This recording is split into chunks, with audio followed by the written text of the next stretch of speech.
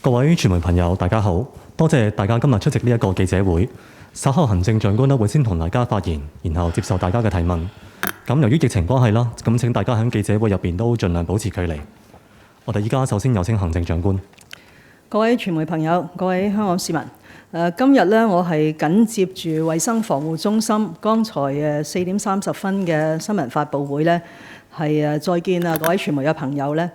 希望從政策嘅方向同埋應對嘅措施嚟到去向公眾作出第一時間嘅交代。剛才如果大家聽咗衛生防護中心嘅彙報，特別係徐總監嘅分析啦，目前呢個新冠嘅疫情呢，仍然係非常之嚴峻，甚至可以講呢，大規模嘅社區爆發，而引致到確診嘅個案可以幾何級咁上升，係隨時，我再講一次，係隨時會喺香港社區發生嘅。我哋呢個研判呢，亦都係基於以下幾點。而事實上，為咗作呢個研判呢，我2日前呢就同幾位專家啦，包括我自己委任嘅3位專家啦，同埋另外劉宇龍教授同埋孔教授嘅。亦都我差唔多而家每一日呢，我都同衛生防護中心呢係對接一次，了解佢哋嘅研判啦，因為都係應該以科學為本嘅。咁我剛才講嗰種嚴峻嘅情況呢，呢種嘅研判係基於以下幾點。我相信有部分呢，剛才衛生防護中心都有提及㗎啦。第一呢，就係確診嘅個案數字仍然係徘徊喺一個高嘅水平嚇，超過100宗呢個高嘅位。而正如有啲傳媒報道啦，今日呢個164宗呢，係我哋2年抗疫裏邊單日最高嘅數字。不過詳細分析呢，就會發覺呢164宗相對於2020年7月30日嘅高峰，即係當日係149宗呢，都係有啲分別嘅。因為當年呢，即係而家講緊2020年嘅7月30日，149宗裏邊呢，145宗都係本地個案，輸入個案呢係幾宗嘅啫。但今日公布嘅164宗呢一日嘅個案呢，有48宗係輸入嘅。本地嘅個案呢係116宗，不過畢竟仍然係以香港嘅抗疫嘅記錄嚟講呢，係一個高嘅水位。第二個研判，第二個因素導致我哋有呢一個研判呢，就係因為係 Omicron。而家大部分嘅確診嘅個案感染嘅病毒呢，都係 Omicron 嘅變異病毒株。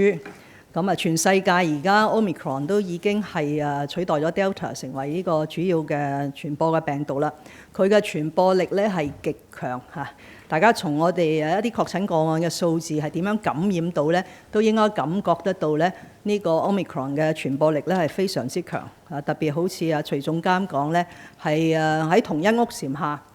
嘅同住嘅居人嘅家人呢，恐怕都係好容易呢就感染嘅。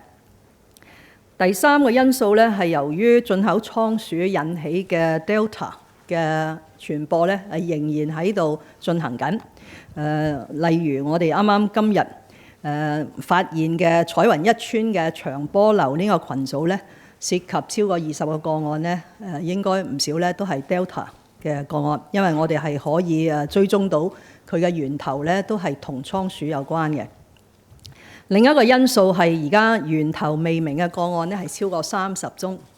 如果我哋話一宗源頭未明嘅個案係一條嘅隱性嘅傳播鏈呢，即係喺香港社區呢，有成超過30條嘅隱形嘅傳播鏈呢，喺度會係隨時感染到其他嘅市民嘅。咁第五呢，就係香港係少數城市呢，我哋採用呢個污水樣本嘅監測，嚟到去希望可以越早發現得到邊一啲地點、邊一啲大廈呢係有陽性或者係有感染嘅個案嘅。咁從剛才4點半嘅新聞發佈會，我特別呢就安排咗環境保護署嘅副署長呢同大家介紹，因為佢差唔多每日都出席我剛才講同衛生防護中心嘅研判啦。咁無論從定點，即係我哋喺過去年半呢都係定點去監察嘅污水，或者係今次一啲機動非定點嘅污水嘅監測呢，都係仍然發現有唔少陽性。事實上，我哋係每晚半夜咧就會睇到喺每一個點係着燈，即係所謂紅色同藍色啦。藍色就係冇陽性啦，紅色咧就係有病毒嚇。咁係見到呢啲紅點咧係多嘅嚇。咁上述嘅現象咧就説明我哋喺社區裏邊咧仲有好多條嘅傳播鏈。好啦，喺咁嘅研判之下咧，特區政府採取咩嘅策略咧嚇？咁我哋由12月30號首宗嘅 Omicron 本地個案發生，亦都係隨住呢個嘅策略咧嚟到去推進我哋嘅工作，就係盡快盡力去切斷呢啲病毒嘅傳播鏈，咁從而達至動態清零嚇。我哋唔係話香港唔可以有本地感染嘅個案，但係應該有能力咧係盡量咧去壓止佢嘅傳播。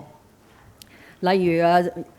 最初嘅時候，12月30號，大家記得啦 ，Omicron 嘅入侵本地嘅社區咧係由於機組人員引起嘅。咁當時就有一個望月樓呢個酒樓嘅個案啦，亦都有一個係跳舞群組嘅個案。其實我哋已經係成功就住呢兩個個案或者呢兩條嘅傳播鏈咧，係切斷咗佢哋嘅傳播啦。譬如以望月樓嘅個案，最後一個屬於呢個群組嘅咧，佢出現嘅時間係1月14日，即係距今差唔多2個禮拜，即係過去2個禮拜咧冇就住望月樓嘅群組再有新嘅確診個案。而至於跳舞群組咧，因為佢嘅感染嘅個案嘅數字比較多咧，最後一宗咧係1月22日咁都有5-6日係冇就住呢個群組咧係再有新嘅個案。咁説明咧，我哋都有一定嘅能力同埋成效咧，係可以阻截呢啲入侵咗嘅病毒喺香港嚟到去散播嘅。但今次另外嘅2個源頭都係好棘手嘅。一個咧就係喺葵涌村，因為睇嚟係一個相當超級嘅傳播者可能呢個傳播者咧係會喺村裏邊多棟大廈咧係遊走，咁所以又加上 Omicron 係一個咁傳播性強嘅病毒咧，就令到喺葵涌村咧係出現咗呢個大型嘅爆發。另一個咧就係進口倉鼠引起嘅，因為事實上我哋都唔知道有幾多人係仲飼養緊倉鼠好感激嗰啲忍痛交翻佢嘅倉鼠寵物俾我哋嗰100幾隻咁但係真係唔知道仲有幾多。譬如頭先或者稍後講黃大仙嘅蠔苑嘅群組咧係由倉鼠引起，而係就引申咗去到呢個彩雲一村嘅長波樓嘅群組啦咁所以呢個嘅風險咧，我哋亦都係未完全掌握。而事實上，因為佢係 Delta 咧，就係換句話說咧，係同一時間香港係有 Omicron 嘅變異病毒株，亦都有 Delta 嘅變異病毒株咧喺度傳播緊。咁有見及此咧，我哋真係毫不敢怠慢。咁所以喺一開始嘅時候咧，就喺呢一次應對呢一波嘅疫情咧，好多嘅手段都唔係10級而上都係採取比較快速同埋嚴厲嘅手段，希望能夠盡快可以切斷呢啲傳播鏈。咁呢啲手段包括咩咧？就譬如喺葵涌村啦，我哋都係好少用呢個嘅手段嘅而家葵涌村咧，一共咧係有3座大廈係受限區域圍封強檢，係5天同埋7天2座咧係7天，1座咧仍然係5天嘅。我哋亦都加強咗個案追蹤好多朋友都關心我哋嘅個案追蹤嘅辦公室嘅人手。事實上喺短呢段時間咧係增加咗1倍而家有超過500個人，而且大部分係紀律部隊佢哋係好有經驗查案或者係落口供嘅咧，而家就喺度做緊呢啲緊密接觸者嘅個案嘅追蹤。第3咧，我哋係好廣泛用我哋以前係有成效嘅檢測嘅手段，一個係包括每一晚咧，我哋喺一啲大廈裏邊或者小區裏邊咧做呢個受限區域圍封嘅強檢，直至到要檢嘅人士已經係檢測完畢，係嗰個有陰性嘅結果咧，先可以離開嗰個大廈。咁喺短呢3個禮拜度咧，我哋係做咗60次。每晚有陣時高達要喺唔同嘅地區咧，同一晚做5次嘅圍封嘅強檢啦。另外，亦都係用強制檢測嘅公告即係話我哋冇限制佢唔準離開屋企，但係就要求喺一段時間咧接受強制嘅病毒檢測咧係多次嘅。咁到而家為止咧已經發出呢啲強制檢測公告咧係超過960個地點。咁去到有一啲我哋特別擔心嘅地區係好廣泛嘅，等於剛才環保署副署長講俾大家聽咧，有陣時嗰個污水渠口嗰個樣本咧，可能係覆蓋嘅範圍好廣泛，難以用一個強制嘅檢測做咧。我哋都係呼籲當地嘅居民咧係願檢盡檢，盡量用我哋嘅流動檢測站咧嚟到去檢查。咁喺屯門區深水埗，我哋都做過呢個嘅工作。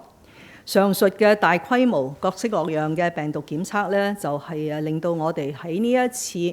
呢一浪裏邊咧，即係3個多禮拜咧，已經做咗累積係做咗超過250萬次嘅病毒檢測。咁所以呢個量係非常之大嘅，亦都係因為咁咧，我哋過去1週咧都喺度加強緊呢啲病毒檢測承辦商嘅能力。咁喺過去呢一個禮拜咧，平均每一日係做到超過13萬次。正常嘅總嘅量咧，應該係大概10萬次。咁但係即係踩到行啦嚇，即係大家都好幫手嘅時候咧，我哋過去呢個禮拜平均每日都係13萬次，係呢個數字嚟嘅。咁另外一個咧就係説明我哋呢啲工作係有成效，因為當我哋面對疫情好嚴峻，我都希望香港市民咧係保持呢個信心，知道我哋套策略同埋行動咧係有成效嘅。事實上，而家超過60%嘅本地嘅確診個案，佢檢測呈陽性嘅時候咧，呢一位人士已經係喺檢疫中心或者係喺一個大廈裏邊接受緊檢疫。換句話說，佢唔係喺發病嘅時候咧，仲隨街喺度遊走嘅嚇。咁所以呢個係一個所謂早發現、早隔離嗰個嘅成果啦。咁每一個咁樣早發現、早隔離，然後佢先發展成為陽性個案嘅人士，其實就係避免咗一條傳播鏈嚇。咁所以呢個係一個有用嘅措施。咁另外頭先提到我哋用污水檢測啦，咁呢段時間亦都係更加進取，加大個力度咧，係做呢個污水檢測，達至到早發現。真係好似同呢個 Omicron 嘅傳播咧喺度鬥快，即係知道佢已經去到某一個大廈，可能排出嘅污水有啲陽性，但係又未發病。我哋嘅衛生防護中心又未知道有一個咁嘅個案咧，但係污水裏邊咧已經係亮咗紅燈，咁我哋就知道嗰個區咧係有呢個感染喺度啦。今日嚟講咧，定點嘅監測係超過100點，涵蓋覆蓋嘅範圍係全港500萬嘅人口嘅。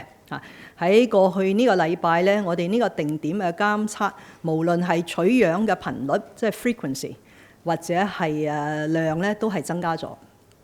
而我相信喺過幾日咧，我哋就會繼續加大嗰個力度啦。咁一個個案你哋都好熟悉咧，都係透過呢一種方法嚟早發現，可以早隔離，減少傳播咧，就係黃大仙嘅豪苑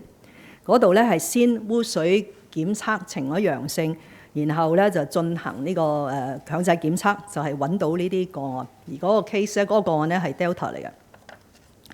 咁所以面對而家咁嚴峻嘅情況咧，我今日第一時間咧就要公布以下嘅措施。第一個措施係集中講葵涌村嘅，因為葵涌村3座嘅樓宇而家接受緊5天或者7天嘅圍封咧，佢哋分別將會喺未來3日咧就係完結佢哋原本嘅圍封檢測期。日葵樓咧係聽朝早上1月28日。影葵樓係1月29日，下葵樓係1月29日。不過當然，影葵樓同埋日葵樓咧係先5天，然後再延續咗2天。下葵樓咧一直都係只係接受緊5天嘅圍封強檢。由於日葵樓嗰個個案已經顯著下降，即係由應該係1月22號高峰期一日喺嗰個樓咧係有76宗個案，而家已經係跌到應該係單位數字6宗度啦嚇。咁所以評估咗風險之後咧，我哋決定聽朝早上就如期解除呢個圍封嚇。換句話說咧，居民係可以喺聽日早上做完一啲嘅手續啊，或者攞咗我哋一啲嘅物資、一啲嘅資訊之後咧，係可以離開啦。但係佢哋其後仍然係需要接受多次嘅病毒檢測嚟到去確保安全啊。咁由於為到佢哋唔需要咁多不便啦，咁呢多次嘅病毒檢測咧，部分係會用深喉唾液樽嚟到做。咁所以我哋而家就安排緊咧，喺聽朝俾佢嘅物資裏邊咧，將會有一啲嘅深喉唾液樽，方便去按住呢個強制檢測令喺邊日咧就係做呢個病毒嘅檢測。咁喺解封之前咧，可能而家開始㗎啦。喺解封之前咧，房屋署係會進行喺日葵樓嘅公用地方，包括喺地下嘅公用地方啦，同埋樓層每一個樓層嘅公用地方咧，進行一個徹底嘅清潔同埋消毒嚇，嚟到去等市民居民都安心係可以解封離開啦。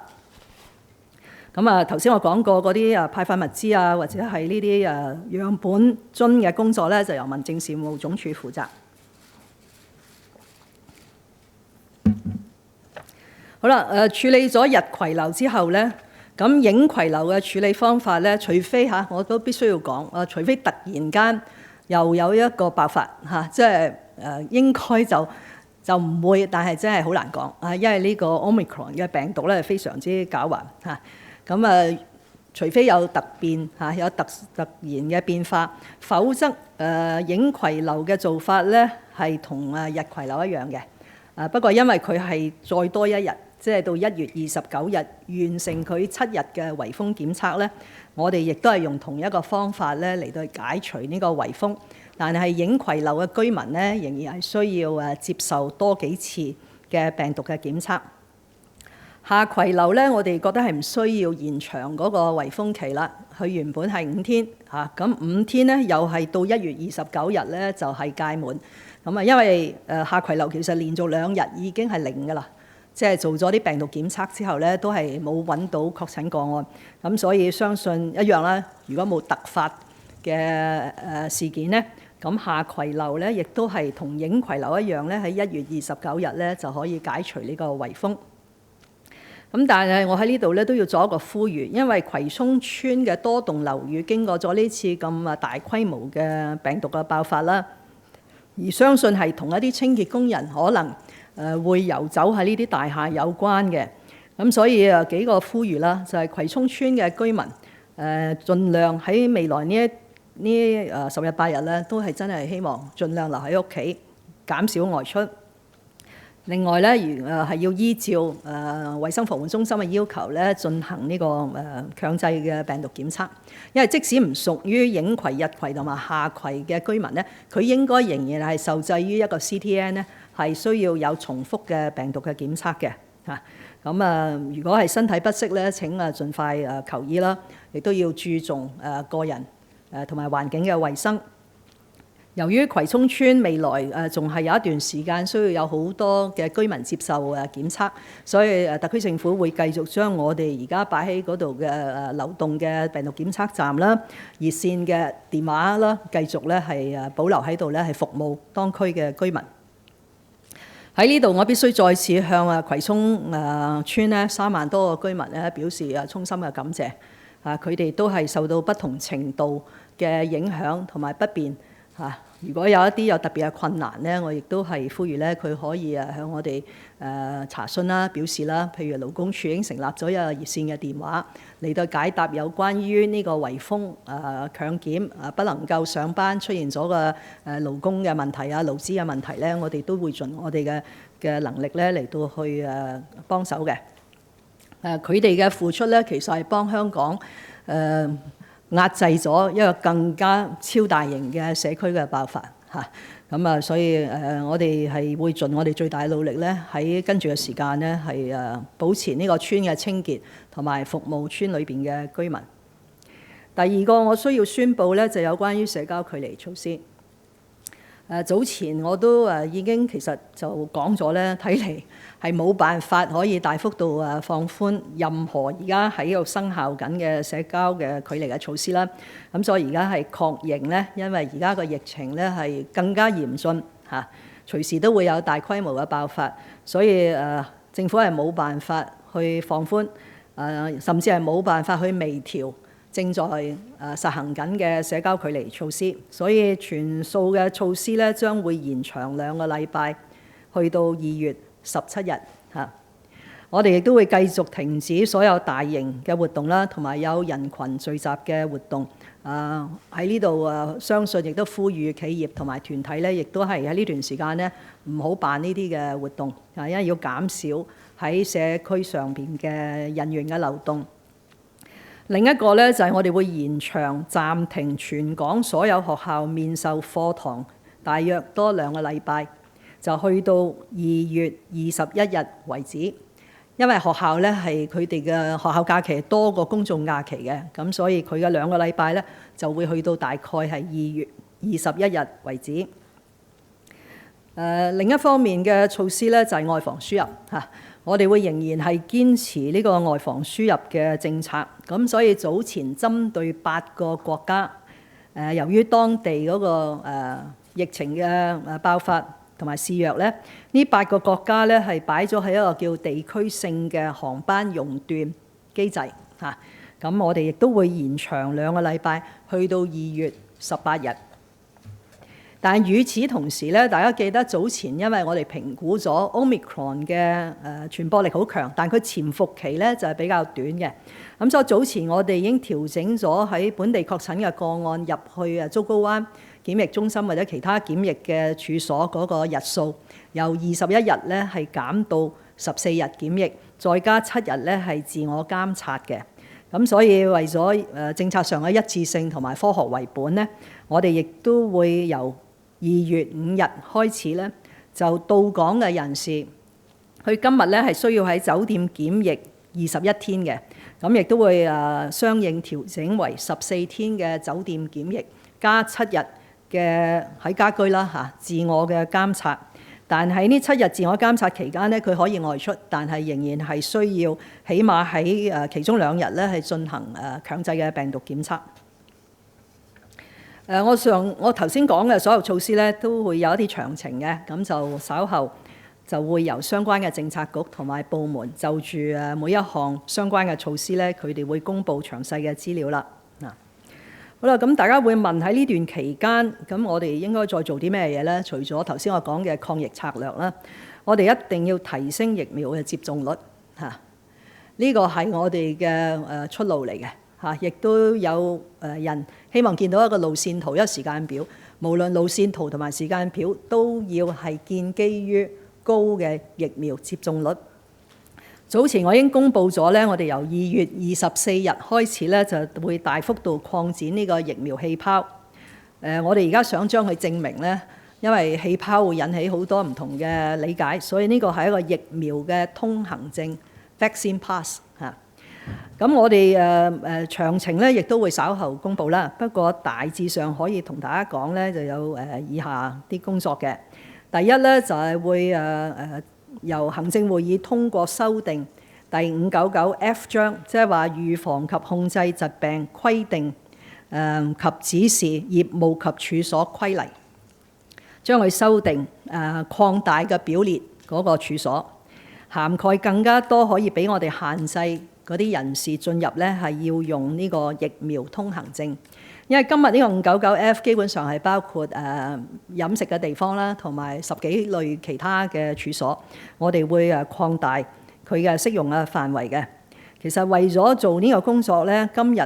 我哋亦都係推出咗安心出行嘅更新版，我自己都係下載咗噶啦。咁裏邊咧就會結合咗我哋打針嘅記錄，或者如果有啲人係豁免打針咧，亦都會有一個記錄。咁而且係好方便咧，就可以進入處所嘅時候咧，就可以做安心出行嘅時候就可以同時間做埋。呢個係有關於處所用疫苗通行證嘅安排啊。你會問咁其實係啲咩處所咧？咁我哋各個局而家喺度研究緊，但總之室內能夠做嘅咧，我哋今次都係要做啊，因為一定要更加果斷、更加有決心咧，先能夠提升到仲未打針嘅人咧有呢個意欲咧去接受疫苗接種。另外就係長者，長者係非常之風險高嘅嚇。事實上，我哋喺抗疫工作裏邊咧係要保護人命，我哋要保護我哋嘅醫院唔好崩潰嚇。咁呢兩者其實都同長者有密切關係，因為長者染咗呢個新冠疫情咧，佢哋嘅病發係嚴重，而冇打針咧就更加嚴重嚇。咁如果冇打針嘅長者感染咗咧，佢進入醫院，逗留時間將會好長，而且難保咧我哋真係醫得翻佢嘅嚇。咁所以我哋一定要係加大力度咧去保護長者，透過為長者咧進行呢個疫苗接種嚇。咁所以對於而家8萬位住喺呢啲安老院舍同埋殘疾院舍嘅長者同埋殘疾人士咧，我哋喺某一日之後經過會進行呢一種嘅做法啦，就係經過醫生評估呢位長者係適合接種，而長者本身亦都係願意接種咧，我哋就會同佢接種啦嚇。咁呢個工作咧，其實早前咧已經係試點咁推行咗，個成效係非常之好嘅嚇。即係用咗呢一種由醫務人員去安老院入邊做咗評估，然後老人家願意打，我哋幫佢打咧，結果出嚟嗰個效果係好嘅。咁所以我哋將會擴大呢種嘅做法，希望盡快咧為香港超過1000間嘅安老院同埋殘疾院舍裏邊嘅院友咧能夠進行呢個病毒呢個疫苗嘅接種。另外一個針對院舍嘅咧，就係從某一日開始嚇，我哋都會慢慢計清楚啲日子。從某一日開始咧，所有想新入住呢啲院舍嘅人士都要打咗針嚇。即係話，如果佢冇接種疫苗咧，可能係揾唔到安老院或者殘疾院舍咧可以接收佢哋噶啦嚇。咁呢啲都希望係提供到一個理由，點解咧佢要接種啦？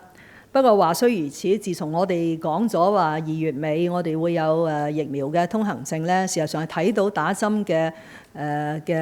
成績係比較好嘅，都平均每日都有4萬劑次啦。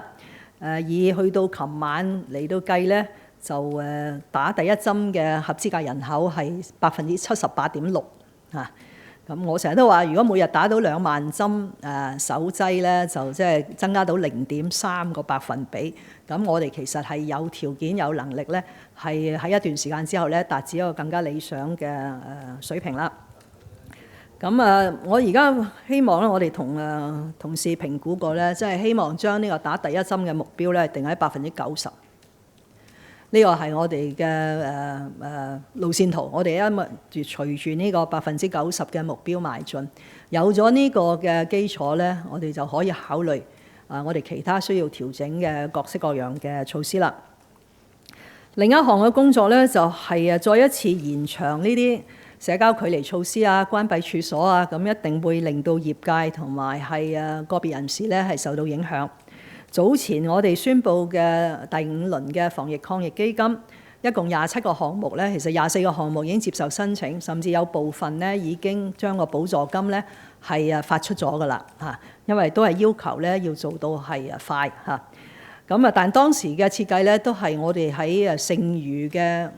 撥款嗰度咧，我哋做。咁而家已經唔係幾多剩餘嘅撥款啦，咁所以啟動新一輪即係第6輪嘅防疫抗疫基金咧，係將會需要去立法會財務委員會申請注資喺呢個防疫抗疫基金。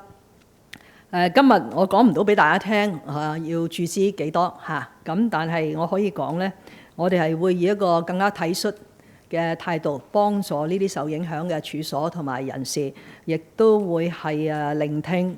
處所同埋人士立法會議員嘅意見。呢段時間都好多立法會議員寫咗好多嘅意見俾我，咁我哋就要由各個政策局咧嚟到梳理，從而準備呢個新一輪嘅防疫抗疫基金。希望喺農曆新年之後立法會復會咧，我哋就會諮詢立法會，從而得到立法會嘅支持咧，就可以去立法會嘅財務委員會咧係爭取呢個撥款啦。幾日之後咧就係農曆新年嚇。我當然知道農曆新年係一個一家團聚、好喜慶，大家去探下親戚朋友嘅聚會。但係咧就今年因為個疫情咧係非常之嚴峻，所以不得不呼籲大家咧都係盡量留喺屋企，就減少一啲跨家庭嘅聚會。嚟到去避免呢個Omicron 變種病毒株嘅傳播啦。咁啊，大家攜手抗疫，我認為咧，我哋係應該保持呢個信心嚇，共同可以抗擊呢一個新一波嘅疫情。喺呢段期間，亦都要做大量嘅清潔嘅工作。咁因為今次咧都發現到保安員同埋清潔工，由於佢哋嘅工作性質接觸嘅居民係好多，所以喺呢度特別呼籲我哋亦都會同啲業界嘅組織、協會啊、工會啊嚟到去商量，希望佢哋喺呢段時間咧，保安員同埋清潔嘅朋友咧，多做一啲病毒嘅檢測嚇，嚟到去保障佢哋自己嘅安全啦，同埋嗰個社區嘅安全。至於特區政府喺呢個農曆年期間呢，我哋就係會總動員，我哋係唔會休息啦，我哋會總動員嚟到去抗疫。部門之間呢，亦都唔會分你我噶啦，就組成一支堅實嘅抗疫團隊。我亦都喺呢度呼籲咧，退咗休嘅公務員嘅同事咧，希望大家能夠翻嚟幫手因為我哋都進行緊一啲招聘嘅工作，咁希望大家都係翻嚟幫手啦。我哋希望喺以下幾方面咧，盡快提升我哋嘅能力。咁第一包括檢測量，我哋已經聯絡咗多家嘅承辦商，佢哋認為咧俾佢哋一兩個禮拜咧，佢哋有能力咧係提升而家每日超過10萬次嘅檢測量咧，去一個更高嘅水平啦。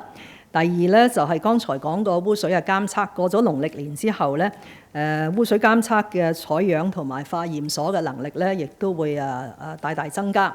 我哋亦都會增加檢疫嘅措施，以備有更加多嘅人咧係需要去隔離同埋檢疫。咁所以除咗喺竹篙灣檢疫中心同埋鯉魚門同埋多間酒店咧，嗰度4000多個單位咧，我哋已經接觸咗2間，額外2間嘅酒店咧係轉做呢個檢疫嘅用途。我哋嘅疫苗嘅接種率去到呢個月底咧，就應該每日係可以應付到6萬劑嘅。而家每日都係4萬劑，所以應該係有呢個能力。但係我哋會密切監察嘅情況啦。如果我今日講咗之後，又激發更加多人有誘因嚟打針，就更加多人打針咧，咁我哋會想盡我哋嘅辦法咧嚟去增加呢個疫苗嘅接種率。但係首要就係令到佢肯打針嘅長者係能夠即日打針。所以呢啲即日籌咧，全部都係派俾長者噶啦。咁當然去到如果真係唔好彩感染咗要隔離治療咧，咁醫院管理局剛才嘅代表咧都講咗，會再擴展喺亞洲博覽會嘅社區治療設施，嚟到去增加呢個隔離嘅設施。咁所以方方面面咧，我哋都會提升個效能，以應對可能會出現更加嚴峻嘅疫情嘅爆發。我嘅交代到呢度，睇下大家有咩提問。依家係答問時間，想提問題嘅記者朋友啦，請先舉手。嗌到你嘅時候啦，請講出你代表嘅傳媒機構名稱，然後用我哋俾你嘅咪咧去發問嘅。前排戴住呔嗰位藍色記者，係TVB 記者嘅，想問翻就係今朝選管會都公布咗個特首選舉嘅提名期啦。咁想問下林太，你即係幾時會有公布你嘅連任係咪連任嘅去向啦？第二就係即係都想追問翻就係頭先你都有提到就話會增加個檢測量啦。咁其實都有幾位立法會議員同埋坊間唔少聲音都係建議做全民檢測，就請求中央去出手協助。我想問呢方面你即係點樣睇咧？係咪都會打算向中央提出申請咧？唔該。第一咧係我都留意到咧，今日已經係選管會主席咧係公布咗有關於行政長官選舉條例選舉裏邊嘅一啲指引啦嚇，亦都係確定咗嗰個提名期啦嚇。咁但係而家我每一天都喺度抗疫，我冇諗過，暫時冇諗過其他嘢嚇，每一日都係需要抗疫嚇。至於全民檢測咧，頭先你睇到我公布嘅數字咧，已經係一個好大嘅量嚇。如果話喺做呢個咁大量嘅檢測下邊咧，都其實係會引起各種嘅不便同埋焦慮。如果同一時間喺好短嘅時間要做全港700萬人嘅病毒嘅檢測，大家可以想像得到嗰個可行性係點樣樣。我哋對上一次叫做接近㗎啦嚇，全民檢測咧就係普及社區檢測，係2020年9月做咗2個禮拜，170萬人次係進行咗檢測，係2個禮拜。之前仲有籌備嘅時間啦，因為要訪問實驗室啊，要透過中央喺福建、廣東、廣西安排500幾位化驗所嘅專業人士落嚟啦嚇。咁所以係我哋仍然係覺得目前增大我哋嘅檢測能力，用埋我剛才講嘅各方面嘅手段，聚焦去揾呢啲感染嘅個案出嚟，嚟到去切斷呢啲傳播鏈，係更加有效去運用，不是無限的資源啊！但點樣可以令呢個資源豐富啲或者大啲呢？咁我頭先講咗啦，我哋已經接觸咗幾個嘅檢測嘅承辦商。咁佢哋亦都係希望咧，如果能夠喺內地可以揾一啲支援咧，或許有利於佢哋嗰個檢測量嘅提升。咁我已經同廣東省係提出咗要求。咁廣東省政府亦都馬上話需要啲咩嘢咧，俾咗個聯絡人，我哋同呢啲承辦商嚟到去聯絡，究竟係要物料啊，要檢測嘅器具啊，要化驗所啊嘅人手咧。咁呢個係可以做嘅，但係亦都係難以可以做一個所謂全民嘅檢測。下一條提問，後排嗰位女記者。Good evening from the South China Morning Post. Health Minister Sophia Chan said this morning that she thinks we have the virus under control, but we have more than 30 untraceable cases, and you just announced the extension of social distancing measures and the suspension of face-to-face classes being extended. So do we have the virus under control or not? Second question is, given the strain in resources, complaints about chaotic arrangements, and even more cases being uncovered in different housing blocks, what kind of help will Hong Kong be asking the mainland for? And thirdly, I understand the incubation period of Omicron is shorter, but are authorities shortening the 21-day hotel quarantine also because of the risk of cross-infections at those facilities, which led to the massive outbreak at Kwai Chung Estate? Thank you. Of the 3 questions, first is I have not watched Professor Sophia Chan's interview, because every time people ask me about a comment made by one of my principal officials, I have to be very careful, because sometimes you have to look at the context, under what context that particular comment or description was used. But if you ask me, based on what I have just elaborated, it's certainly not a situation that would give us the comfort or the assurance that it's under control. We are expecting that any time it could have an exponential increase in cases, and it could give rise to a massive community outbreak. Because as you have rightly pointed out, up till now we still have more than 30 unlinked cases, and if each unlinked case represents a silent transmission chain, then it is very risky. And on top of that, our sewage surveillance also does not give us that level of comfort, because we are still seeing positive signals from some of the stationary points and the mobile points that we have put into in terms of the sewage sampling. But I would suggest you do not put the blame on the Secretary for Food and Health. She is under extreme pressure and workload, and so that comment, if that had been a comment of under control, I think she wants to convey this level of confidence in the government and also in society to combat this latest wave of COVID-19. Now, about the arrangements, I did confess on previous occasions that for an operation like this, whether in the Kwai Chung Estate, that we actually are restricting residents for 5 days or 7 days and supplying 3 meals a day and clearing up the municipal waste. There's a large amount of municipal waste, and arranging a daily test and answering hotline. I'm confessing that we are not doing the best, but we are improving. We want to improve and to make life easier for residents of the Kwai Tsong Estate, especially the 3 blocks under restricted testing declaration, to have less anxiety. But as I said, in an operation of this scale and of this complexity, I wouldn't want to comment that my colleagues are deliberately not doing a good job. They have tried. If you have gone down to look at what they are doing, they have tried their very best. We have pulled in colleagues from various departments. So while this housing department is the commander, the home affairs department is a major supplier of all these necessities, more than 10 departments are at any point in time in Kwai Tsong Estate providing support and services to the residents there. In terms of help from the mainland, experience tells us that because of a different system, different practices,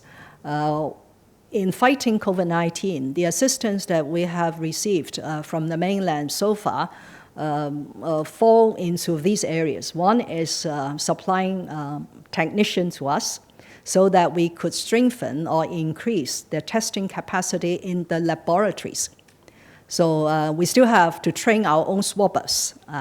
but they are working in the laboratories. There are over 500 of them on the previous occasion. Another assistance is to supply furniture and equipment. For example, when we first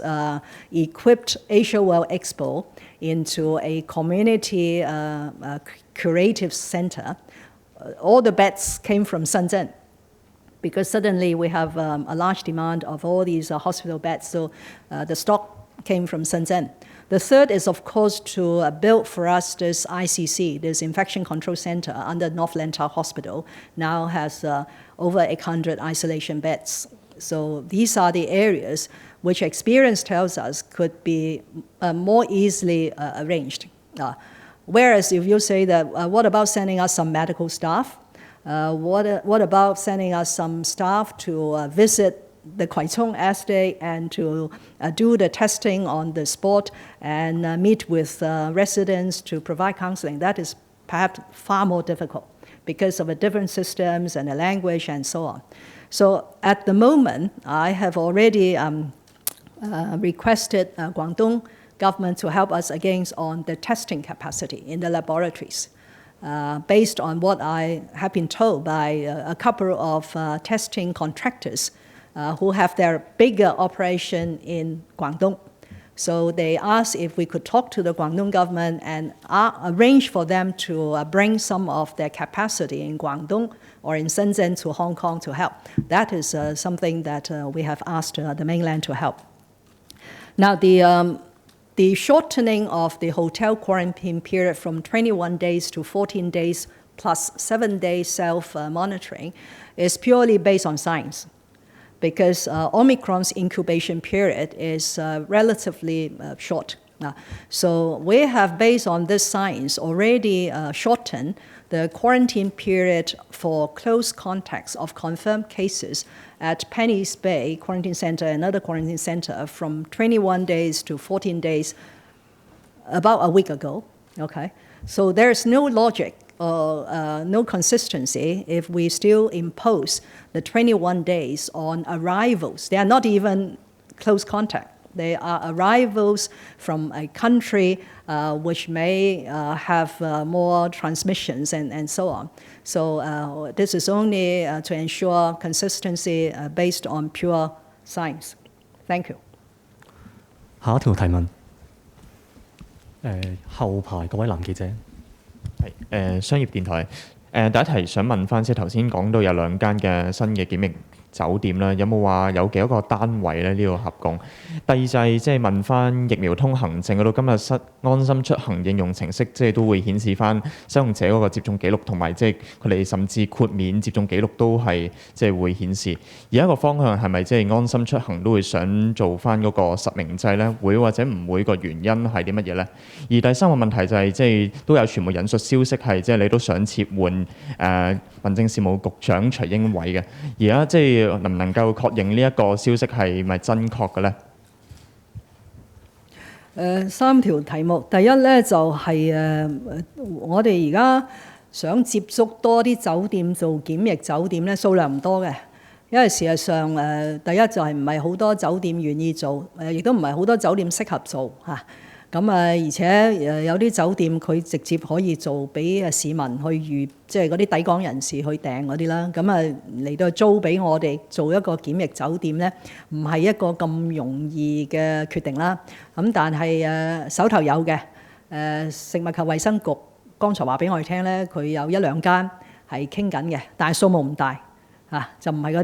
啲過千個房嗰啲酒店嚟嘅，但而家咁嘅情況咧，能夠任何嘅檢疫嘅設施能夠增加，都係一件好事嚇。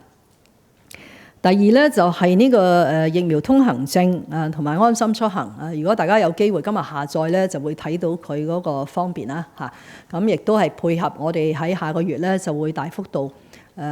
推行呢個要有疫苗接種或者你係豁免疫苗接種咧，先能夠進入一啲處所，亦都係會比而家更加多嘅處所咧有呢一種嘅要求啦。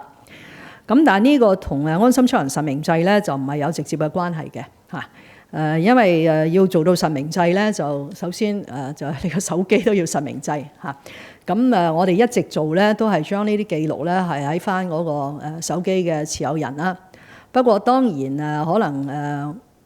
我諗創科局都應該有解過俾大家聽。琴日應該薛局長喺立法會都答咗個題目，就係佢會有一啲嘅幫助嘅，因為佢而家有咗嗰個疫苗接種嘅記錄，而疫苗接種嘅記錄咧係比安心出行有更加多個人嘅資料喺度嘅嚇。咁所以即係第日如果真係唔好彩喺一個處所裏邊發生咗一個感染，要去做 contact tracing 嘅時候咧，即係去追蹤嘅時候咧，就不但止係透過安心出行啦，就係因為有個疫苗接種記錄，咁嗰個處所亦都可以提供翻佢嗰啲疫苗接種嘅記錄，係嗰啲客人嘅疫苗接種記錄咧，就係幫助到呢個追蹤嘅工作，係呢一種嘅形式可以有幫助，但唔係將所有嘅安心出行咧就變做一個實名制，因為嗰個係更加複雜嚇。第三個問題咧就係任何嘅揣測性嘅報導咧，我都唔會評論嚇。下一條提問，後排米色衫嗰位男記者，係香港01嘅。咁首先咧，想問翻頭先講到話會擴大疫苗通行證啦，咁其實都講到話包括大部分嘅再擴大個室內嘅場所啦。咁其實同即係本身打疫苗就係話自願啦。咁其實依家同強迫人打嘅話，其實有咩分別呢？同埋係咪要達到90% 嘅接種率咧，先唔會再一刀切咁樣嚟收緊社交距離措施呢？第二就係過去2年咧，其實不嬲都係講開清零噶嘛。咁依家近期咧就多咗就係講動態清零啦。其實動態清零有冇一個具體嘅定義呢？即係如果以依家嘅疫情為例嘅話，點先為之係動態清零呢？有冇話每日幾多宗先係動態清零呢？同埋係咪咁樣動態清零到先可以通關呢？就想問埋即係頭先講到高官嗰個生日派對嗰一度啦。咁即係你話唔會揣測啲報道啦，咁依家係調查成點？幾時會調查完有個結果呢？唔該。第一咧就係我哋大幅度去引進呢個叫疫苗通行證咧，唔等於唔等於強迫人打針，不過會令到唔打針嘅人咧係少咗啲選擇，係有好明顯分別嘅嚇。我記得有人都講過嚇，係如果人係要有一個選擇，你都要接受有個後果，the consequence follows the choice 嚇。咁所以如果你選擇，你唔係因為醫療理由喎，你係選擇喺個咁嘅疫情之下，為咗公眾嘅利益，你唔打針，咁你咪要接受一啲嘅後果咯，就係你有好多地方去唔到啦。呢個同我哋強制咁用法例逼人哋去打支針，仲係有個好大嘅分別嘅。咁我就希望咧，我哋繼續用呢一種嘅方法咧嚟到去鼓勵更加多人去打針嚇。我今日講嘅90%咧，就因為我哋覺得如果要喺策略上有一啲嘅改變咧，都要有呢個基礎嚇。咁而家最穩固嘅基礎咧，就係提升嗰個接種率。而我係睇我哋內地啦、國家啦，睇新加坡啦、佢都真係要可以做到90%。咁所以我哋香港一定要以一個更加高嘅比例咧為我哋嘅目標。我唔想啲市民個腦海仲有一個80%好早就話80%，嗰個80%只係一個階段性話，我哋應該去到2月24號咧，如果每日打2000針嘅首針咧，80%係在望嘅，唔係咁難嘅咁嚇。咁但係而家如果要喺2022年，我哋真係有曙光，我哋可以做翻一啲正常嘅嘢咧，90%係一個我哋而家嘅目標。嗱，動態清零咧，我承認咧都係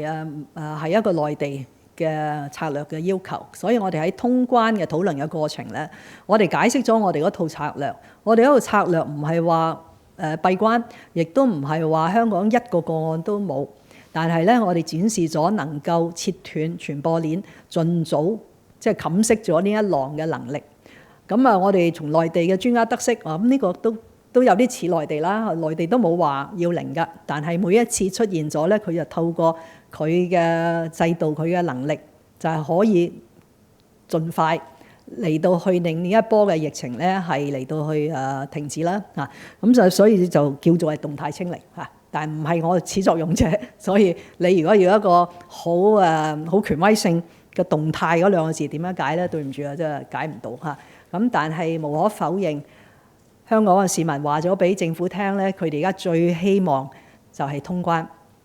咁所以我哋喺由舊年9月對接同埋討論嘅過程裏邊咧，我哋盡量都令內地知道我哋一套都係近似一套穩妥嘅制度。咁所以就無謂太計較用乜嘢嘅形容詞。如果佢都接受我哋嗰套都係動態清零，咁就係動態清零啦嚇。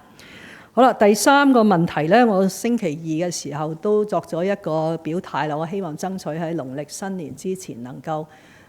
一併交代，我唔可以個別官員交代。咁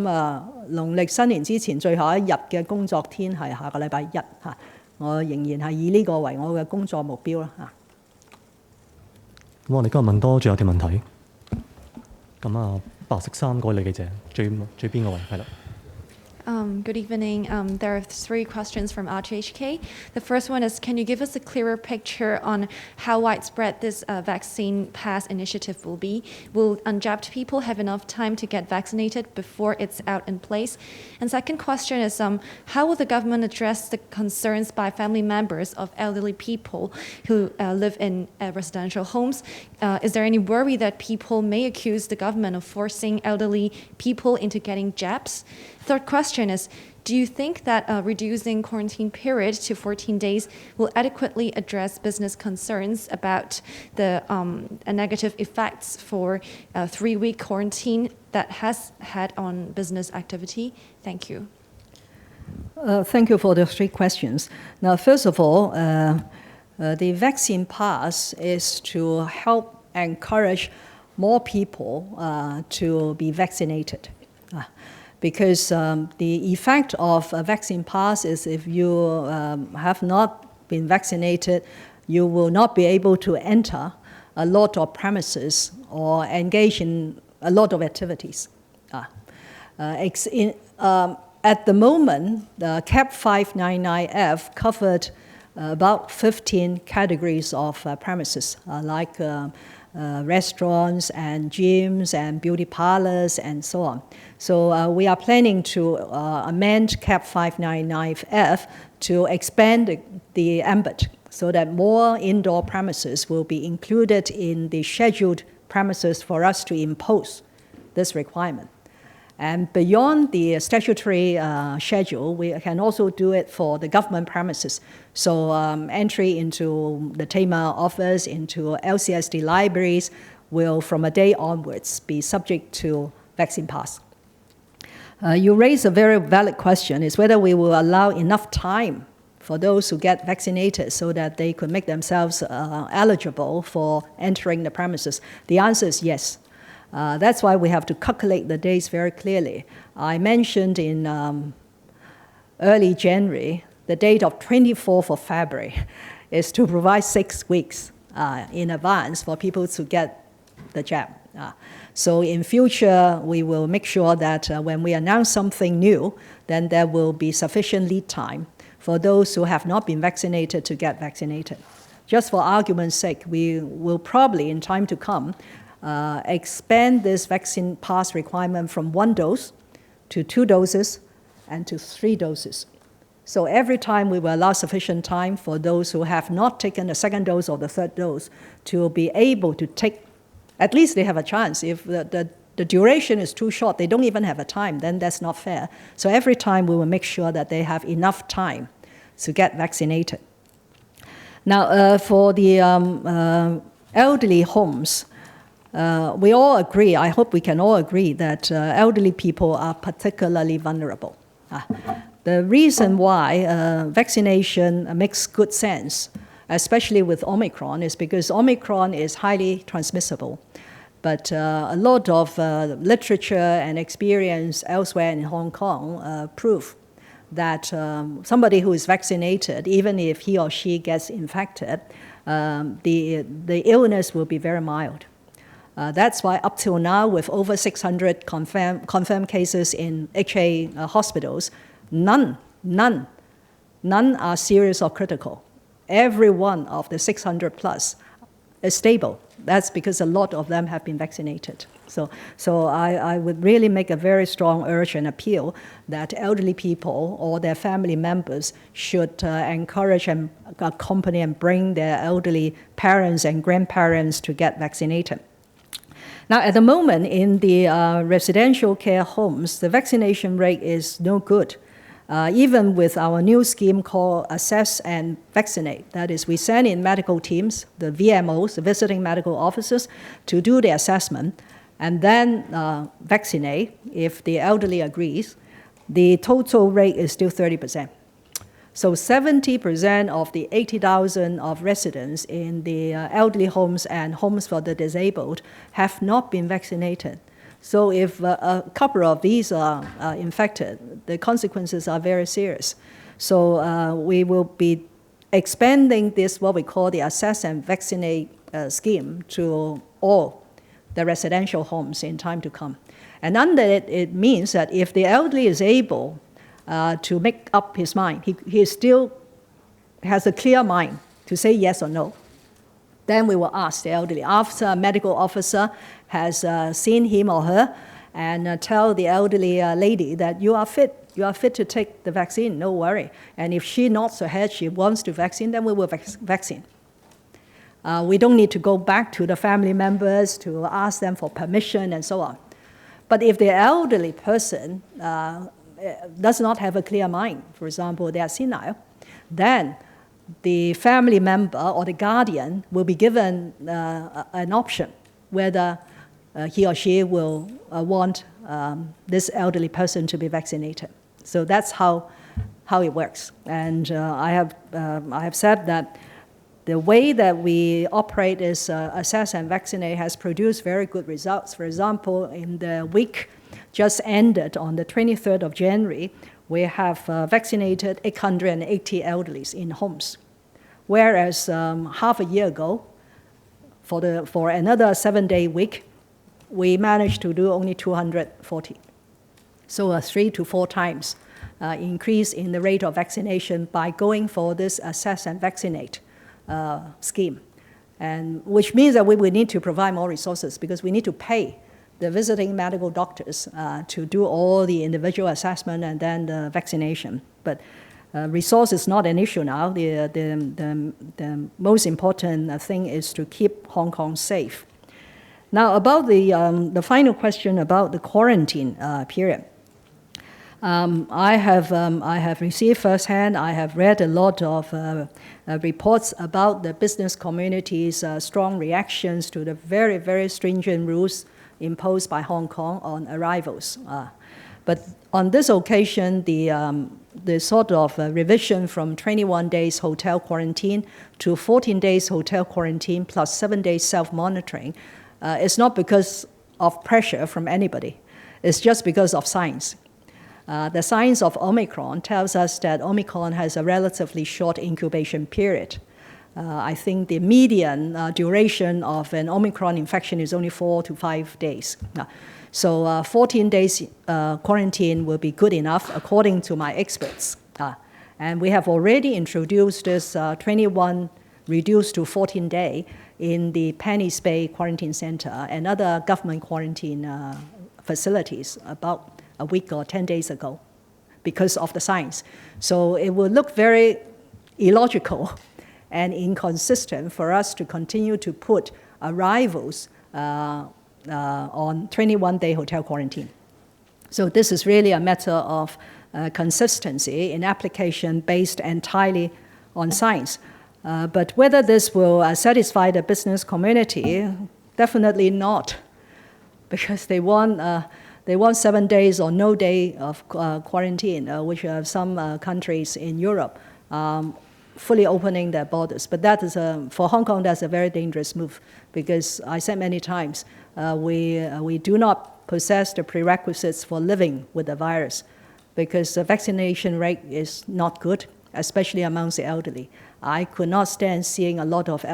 old people dying in my hospitals. So we will try our very best to raise the vaccination rate. If it reaches a target of 90%, then that is the moment for us to consider some adaptation to our existing policies. 多謝各位。今日記者會到此為止，唔該晒各位。